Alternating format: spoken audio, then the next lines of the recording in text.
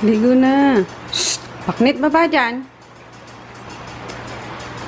Good morning, guys. Happy Thursday. Lumuto na ako ng breakfast and baon quiz. Ano to ulit na? Hipon. Practice nyo pa rin ba ngayon? Ang bilis naman. Para makakain ka pa ng almusal. Sinigang na hipon and tocino. Pork tocino for breakfast. Pero baka mag-cereal na lang yan. Pagdagan ko na lang yung baon niya ng tocino. Bango. Naghalo-halo na yung mga mga arkado. Breakfast, tocino.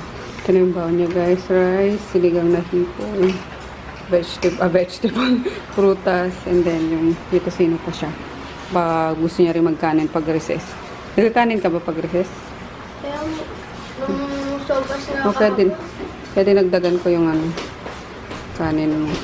Wait, nung sopas na kahapon, inubos ko na lang sa recess. Wala, ano kinain mo sa lunch? E di yung kiwi, tapos yung tiger. Nek. Sige na. Hi! Kapit ka na sa guys. Pakita ko. Sige na. Hi. Kamusta ka na? Basta. Sabi mo, kamusta kayo guys? Basta kayo, guys. Maaga siyang nagising ngayon guys. Kasi 2 days siyang absent sa sa pag-walkie dog. Kigrut na. Lagi siyang kasama sa pag-walkie grut eh. So, absent siya ng 2 days. Ngayon, siya yung gumising sa mama niya. Hi, guys! Hi, guys. Hi, guys. Lumabas ulit sila Sel. Pinapunta ko sa palengke. Nag-crave na naman ako sa Sabi ko, ano bang lutuin ko for lunch? Pero may sinigang na hipon na dyan yung baon ni Chris. Kaso, kulang naman sa amin yan. And puro sabaw na lang. So, sabi ko, gusto ko naman, magkata. So, ayun. Pinabili ko sila ng nyog. Tapos, talong. Magagata ako ng talong ngayon, guys. Kasi dinala ko yung, diba? Yung ulo ng lobster kahapon. So, yung magagata ako. And then, nagpabili din ako ng isda. Kasi gusto ko mga seafood naman muna. Tama na muna sa mga sa mga karne at nakakaumay. Although di ako masyado mahilig sa karne, guys. More on gulay pa rin ako. Diba? Magsisigang ako. Gulay lang yung kinakain ko dyan. Tapos maghigisa ng gulay na may konti karne. Yun lang. Hindi ako mahilig sa pinaka-meat talaga. Yan. Anyway, gugupit pa rin ako ng stickers. Tapos, di ko na pala na kwento, may nag-comment na kasi uploaded na yung vlog nung July 4. So, hindi ko na nakwento yung kung bakit ako na bad trip kay Froggy. Same as kahapon, bago kami nag-food trip is nainis na naman ako. Bakit ba ganito ang asawa ko? So, ayun. Nung July 4, nainis ako kasi di ba galing kami hinatid niya ako sa City Hall. So, umuwi siya dito, natulog siya. And then, yung balak namin pag uwi ko is, hindi naman balak, hindi ko sinabi sa kanya na aalis kami ulit that time. So, expected niya, pagbalik ko is, pupunta ko ulit kami doon sa sa Quezon City kung saan kinabit yung ni Tonton, yung bumper. Kasi palalagay niya ng parang, ba yan? Goma, yung palibot, parang maskara yung ni Tonton, yung ilaw, yung parang mata ni Tonton yung ilaw. Para daw mas maganda and hindi, kasi may konting siwang pa yun nung nilagyan ng bumper. So, sabi ko, bakit pupunta doon ngayon? Pagod na ako dati. Sabi ko, ba't pupunta doon ngayon? Pwede naman next time na lang, ipagpaliban na muna. Kasi ang layo ng Quezon City. Tapos, alas 3 na ata ng hapon nun, diba? So, wala ba trip? Sabi niya, akala ko ba ngayon? Kailangan tuloy pa data. Yun ang siniinis ko sa kanya na pag gusto agad-agad. Diba, hindi mo naisipin yung makakatipid ba kapag pumunta na ng ganitong araw doon. Yung mga ganun, wala pang Waknat! Wala sa vocabulary minsan yung, ano, yung paano makatipid. So, yun, tampurot na naman siya na, ano, eh, sasalita siya or man sinasabi na gano'n. Usapan na yun, na gano'n. Naloka ako. So, nilayasan ko. Kaya yun. Pumunta na lang ako sa LBC, Cebuana, and Luelia. Nanguha na lang ako ng, ano, ng bayad. Yun lang ang ayoko dito talaga sa kanyang ugali niya. Na kapag ka may ginusto, eh, masunod agad. Diba? Hindi naman ako, guys, ano, hindi naman ako ganun kayaman na given na yung bumper nga is pinagbigyan ko na, pikit mata na lang akong nag-ano, in-avail yun. Kasi kailangan talaga yung protection na rin yun nito. Pero ito man yung sabay-sabay din sa isang ano, sa isang bilihan na kahapon pumunta na tayo doon para magpakabit ng bumper and then yung maskara lang naman ang kailangan. Why not sa ibang araw na lang, diba? Yung mga ganun ba. So, ayun. Pero lumipas din naman yung ano, yung topak mo. So, yun lang guys. Papakan masyado. And then kahapon naman, may hinahanap siya na pendant. Yung binigay daw ng nanay niya na parang cross na pendant na silver. Eh, pinatong niya daw sa ano, sa may computer niya. Tapos hindi niya na mahanap. Nag-aalboroto na siya. Ako naman, ang gusto ko lang din iparating sa kanya, baka nakakalimutan niya na. Kasi makakalimutan na siya eh. Huwag siyang mag-espekula ba na baka kinuha din ganito. Diba? Kasi may iba kami kasama sa bahay.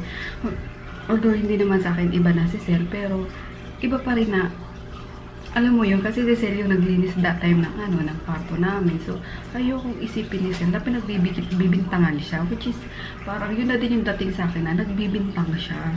So, sabi ko, bakit hindi mo hanapin sa ibang araw? O kaya isipin mo muna, huwag mong sabayan ang galit mo. Kasi makakapagsalita ka ng hindi maganda sa kapwa, diba? Or kahit hindi mo intensyon na ano na, mambintang, ganun yung lalabas eh. So, ayun. Hindi kasi, naglinis dito, ganyan-ganyan. Sabi ko, kalmahin mo sarili mo, hanapin mo sa ibang nilagyan mo, isipin mo mabuti. Mga ganun ba? Kasi minsan ganyan niya na, si Chris madalas yung pag-ano niya, pag-diskitahan niya minsan na, baka ginamit na naman ni Chris, ganun ganyan. Sabi ko, hindi nangingialam yung anak mo, simulat sa punong napalo yan kasi may pinakailaman siya something na importanteng gamit niya. Simula nang napalo yan, hindi na yan nangingialam. So sabi ko, hindi naman ganun ka, ano si Chris, katigas ang ulo para hindi tumanim sa utak niya na pag hindi sa'yo, huwag pakikialaman. So yun kasi yung rule dito eh. So yun. Yun lang. Morning na bago kami nag-breakfast is talagang nag-aaway kami, nagsasagutan kami.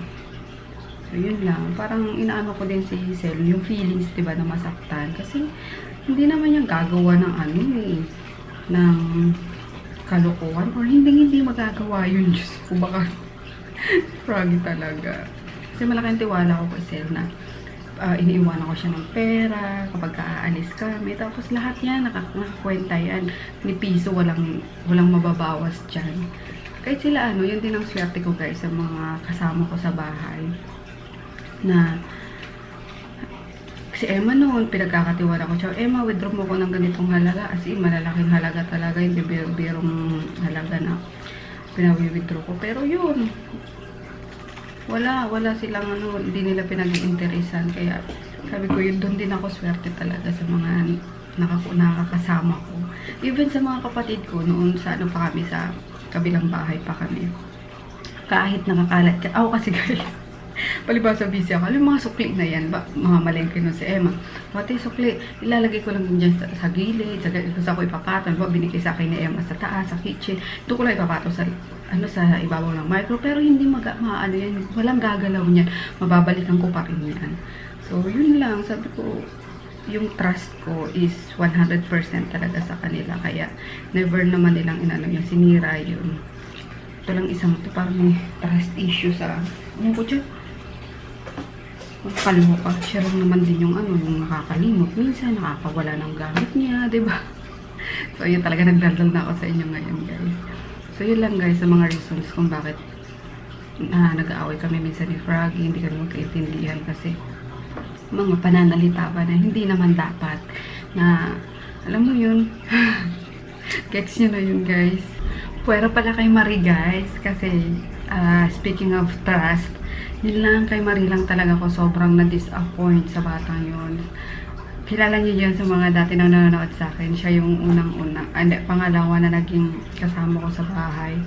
Na, pwera na yung mga pinsan ko na sobrang disappoint din ako kasi, alam niyo so, kay Marie, kasi sabi ko pag-aaralin dapat yun ni Tita Connie, may mga gustong tumulong sa kanya, pero mas pinili na makipag-boyfriend. And, sa monetary naman, sa mga pera, sa mga gamit, walang ano yan si Marie, wala. Sa mga kasama ko, naging kasama ko sa bahay, wala. Sa ano lang talaga yan, wrong decision lang si Marie. Kaya doon ako na-disappoint sa kanya. Pero the rest, wala guys, walang issue sa pagkuha sa gamit, pagkuha sa pera, wala as in talaga. Gata guys. Gatang lobster. Char. Yung ulo lang niya ng lobster kapon. Tapos yung mga galamay. Sayang eh. Dami pang masisip-sip dyan eh. Kaya inuwi ko. Lalo na dito. Yung laman pa niya. Laki diba? Ulo pa lang yan. Ay. Oops. Kasi ito na yung sa loob. Nagluto sa sel ng flavor.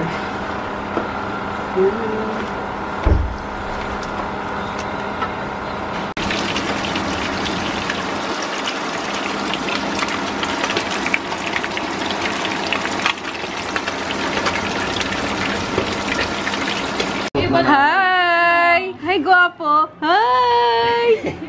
Ay, parang mamamasyal kami. Akit ka ligaw ngayon? Ha? Nagtago kasi ako mga maliliit niya man newborn. Nakita ko, nakasama doon. Hey! Guwapo! Akit na ligaw yan? Ukash! Hindi ka na naman namamansin, Ukash. Ukash! Kaso na yung pandinis niya. Dito, Hi guys! Gusto niya kasi nakikita yung mukha niyo. Wait lang. Oh. Hi! 2. Bibili nga kanina rito. Lala siya no? Hi! Hi po! Thank you po sa pagbili. Clap, clap. Clap, clap. Hey, galing Di nagpapakabot yung ano. Mga kaway mo eh. Clap, clap. Clap, clap. Clap, Clap, clap. clap. Papugi ka talaga eh. Ba't ganun? Parang inano lang yung ulo mo sa camera. Parang nilagay lang sa ano. Walang leeg. Walang leeg yan? Walang leeg yan, buboy na yan. Dali mo. Ano?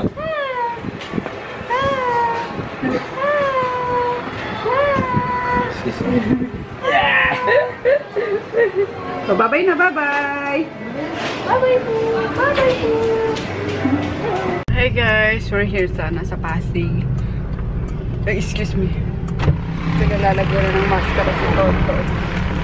Tanungin mo kung saan bumili ng ano. Rambuka eh. Oh my God, ang layo. Seryoso? Sa Rambuka?